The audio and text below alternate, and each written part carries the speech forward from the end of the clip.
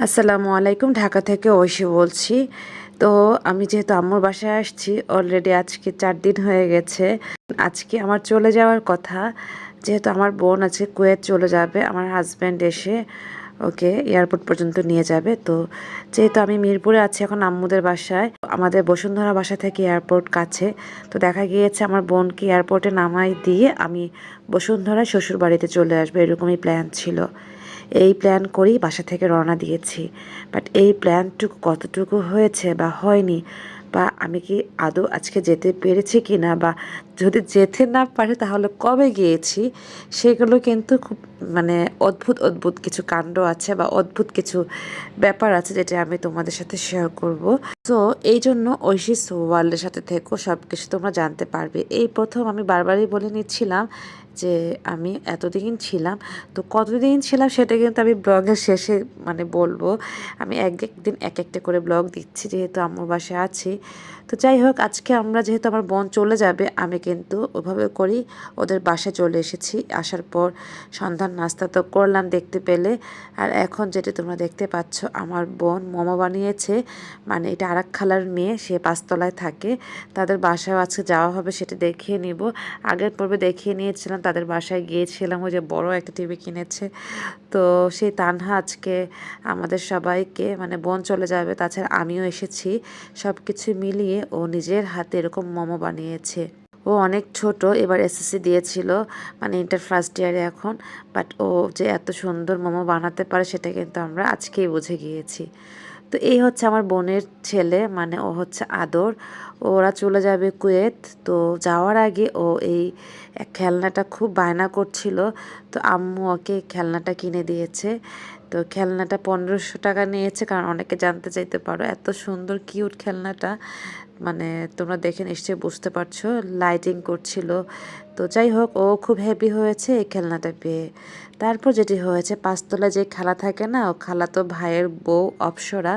তো সে এত মজা করে একটা কোকোমেলনের কেক বানিয়েছে। আজকে কেকটা বানানোর কারণ হচ্ছে যে আমার বোন শান্তা আজকে চলে যাবে কুয়েতে। তো সেই জন্য আমরা সবাই একসাথে হয়েছি, যার কারণে ও কেক বানিয়ে নিয়ে এসেছে। আর এটা আমরা জানতাম না, হঠাৎ করে দেখলাম যে ও রাত 9টার দিকে এই কেকটা বানিয়ে নিয়ে এসেছে। আসার পর আমরা তো দেখে পুরো অবাক হয়েছে, এত সুন্দর করে ডেকোরেশন করেছে। আর জিজ্ঞেস করলাম কবে বানিয়েছে, বলল আজকেই বানিয়েছে। আর খেতে এতটাই টেস্ট ছিল, আমি যখন এটা বাইট করছিলাম আমার খুব একটা কোল্ড ভাইব নিয়ে আসছিল ভেতরে। এতটাই কোল্ড ছিল, আমি বোঝাতে পারছি না, যদি না খাও তোমরা বুঝতে পারবে না। কখনো যদি তোমরা কেকের অর্ডার করো, ওর পেজে অর্ডার করতে পারো, যদি তোমাদের লাগে সেটা আমাকে জানাতে পারো। যাই হোক, দেখতে পাচ্ছ কেকটা কাটা হয়েছে। অর্ক এই কেকটা কাটলো, কাটার পর আদরকে খাওয়াই দিচ্ছে। ওরা চলে যাবে, ওদের উদ্দেশ্যে আমরা সবাই একটু কেক খেতে পারলাম আর কি। যাই হোক, এই যে এই আনন্দটা আসলে খুবই মজার। এই আনন্দর মাঝখানেও কিন্তু খারাপ লাগা তো থাকবেই। প্রথমত খারাপ লাগা ছিল যে আমার বোন তো চলে যাবে, আবার কবে দেখা হয়, তাও যে আসলো খালুকে দেখার জন্য। সব কিছু মিলিয়ে ভালো লেগেছে, আবার খারাপও লাগছে যে ও চলে যাবে। আবার এটাও আমার খারাপ লাগছিল যে আমাকে আবার যেতে হয় কিনা আম্মুকে ছেড়ে। আমি আসলাম অনেক দিন পর, এবার মাত্র 4 দিন হলো। এখনই যদি চলে যেতে হয় তাহলে কি হলো? এই কয়দিন তো এইখানে ওইখানে দৌড়ায় দৌড়ায় সময় কাটালাম, নানু বাসা খালার বাসা এভাবেই। তো এসব চিন্তা করে মনটাও খারাপ ছিল। যাই হোক, দেখতে পাচ্ছ আমি ওর লাগেজটা গুছিয়ে দিচ্ছিলাম। 2টা লাগেজ নিয়েছি, একটার মধ্যে ফ্রোজেন আইটেমস আর ভেজিটেবলস, আর একটার মধ্যে স্ন্যাক্স খাবার বা ড্রাই ফ্রুট টাইপের খাবার ছিল। তো ওকে বিদায় দিয়ে দিয়েছে। আদনান রাতে চলে এসেছিল, রাত 12টার সময় আদনান চলে এসেছে। আসার পর আমরা শান্তাকে বিদায় দিয়ে দিয়েছি। তারপর তো আন্টির বাসা থেকে গিয়েছে, আর বাসায় যায়নি। সকালে ঘুম থেকে উঠে আন্টি আমাদের জন্য নাস্তা বানিয়েছে, নিজের হাতে পরোটা বানিয়েছে। তো আন্টির হাতের পরোটা অনেক বছর পর আছে খেলাম।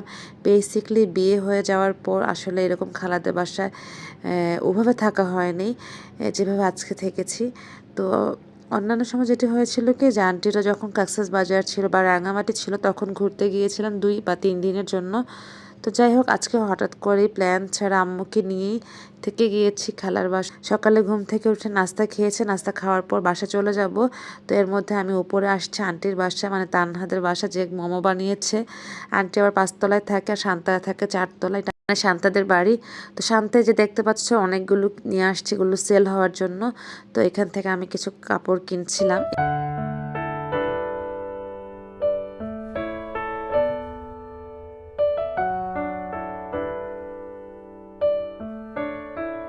এই শাড়িটা আমি কিনা অপ্সরাকে গিফট করেছি, কারণ ওর খুব পছন্দ হয়েছে কালারটা।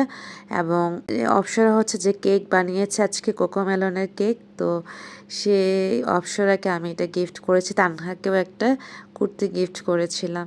তো এখান থেকে আবার আমার বোন সবাইকে টুকটাক গিফট করেছে, আর কিছু সময় এনেছে, আনার পর ওগুলো সেল করার জন্য বলেছিল। সবাই দেখছিলাম, দেখার পর ওরা আমাকে পেয়ে এতটাই হ্যাপি থাকে। আমাকে ওরা ওদের রুমে নিয়ে গিয়েছে, অর্ক অপ্সরা। নিয়ে যাওয়ার পর ওদের ব্যালকনিতে এই গাছগুলি লাগিয়েছে।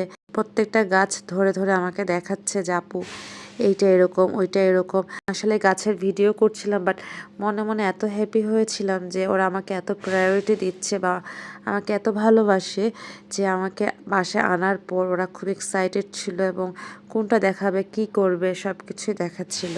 তো এই মোমেন্টসগুলো আসলে আমি ধরে রেখেছি আমার চ্যানেলে, আমার খুব ভালো লেগেছিল, যার কারণে আমি আর চুপ থাকতে পারিনি, তো ইউটিউবে রেখে দিয়েছি। আর ঘরের ভেতরে এত সুন্দর এই গাছের টবটা এনেছে এবং হ্যাঙ্গিং একটা গাছ নিয়ে এসেছে, এটা আর্টিফিশিয়াল। তো এটা মনে হয় আর্টিফিশিয়াল, আমার মনে নেই এই মুহূর্তে, রিয়েল বা আর্টিফিশিয়াল কোনো একটা হবে, আমার এই মুহূর্তে মনে পড়ছে না।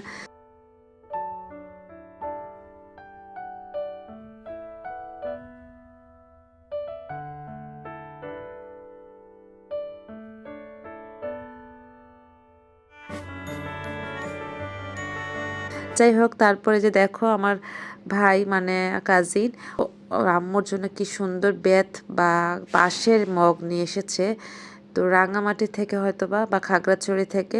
তো আমার এই জিনিসটা খুব কিউট লেগেছে, ভাবলাম একটু শেয়ার করি তোমাদের সাথে।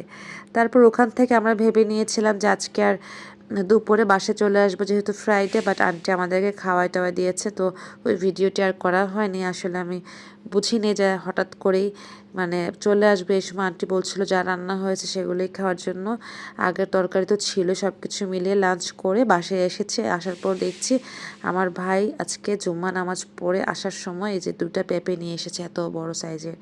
তো আমরা সেটি করলাম সন্ধ্যার নাস্তা হিসেবে। আমি যেটি করেছি, পেঁপেটা কেটে নিয়েছি, তারপর মাগরিবের সালাত আদায় করে নিয়ে সবাই একসাথে পেঁপে খেয়েছিলাম। পেঁপেটা না আসলে খুব সুন্দর ছিল, মজাও ছিল। দুইটা এনেছে, দুইটা কাটিনি, একটা কেটেছি আর একটা রেখে দিয়েছিলাম আর কি। তো যাই হোক, আমরা সবাই পেঁপে খেয়ে নিয়েছি। তো আজকে তো সারাদিন বাইরেই ছিলাম যেহেতু, তো রান্না বান্না ওরকম হয়নি। তো ভাবলাম কি করা যায়, কি করা যায়। আলু সেদ্ধ করে রেখেছিল আমার বোন, আমি সেই আলুটাকে দিয়ে 4টা ডিম নিয়ে, যেহেতু আমরা 4জন মেম্বার, 4টা ডিম দিয়ে আলুর ডাল বানিয়েছি। এটা আমার মামানির কাছ থেকে শিখেছি, উনি রংপুরের, অনেক মজা করে এই ডালটা রান্না করতে। আমি ঠিক মামানির মতোই এই ডালটা রান্না করেছিলাম। তারপর আমি একটু যেটি করেছি দেখতে পাচ্ছ, পটলও ভাজি করে নিয়ে এভাবে ডিনার করে নিয়েছিলাম। করে রাতে ডিনার করে আমরা তাড়াতাড়ি শুয়ে পড়েছিলাম। তো ঘুম থেকে উঠে সকাল আর নাস্তা করিনি, আমি দুপুরের জন্য আয়োজন করে নিচ্ছিলাম। দেখতে পাচ্ছ কচুর মুখী আমার ভাই এনেছিল, আমরা কচুর মুখী বলি, তোমরা কি বলো জানাতে পারো কমেন্টে। তো ওগুলো আমি রেডি করে নিচ্ছি, আজকে খালুকে খাবার পাঠাবো। খালুকে যেহেতু রিলিজ করে দিয়েছে, খালুর পছন্দের কিছু খাবার আমি হঠাৎ করে মনে হয়েছিল পাঠাতে পারি। তো এর মধ্যে আমার বোন দেখতে পারতেছো নুডলস রান্না করেছে, সকালে নাস্তা যেহেতু করিনি, ও আমাকে এতগুলো নুডলস দিয়েছে। আম্মু, আমি, আমার বোন সবাই আমরা খেয়ে নিয়েছিলাম। তো এই মুহূর্তে দেখতে পাচ্ছ আমি রান্না করে ফেলেছি ইলিশ মাছ দিয়ে কচুর এই মুখী। তো তোমরা কি এভাবে কখনো খেয়েছো কি না? আর আমার একটা ভিডিও এরকম আমার চ্যানেলে দিয়েছি কচুর মুখী দিয়ে ইলিশ মাছ, ওইটা কিন্তু ভাইরাল হয়েছে, তোমরা চাইলে দেখে নিতে পারো এটার রেসিপি।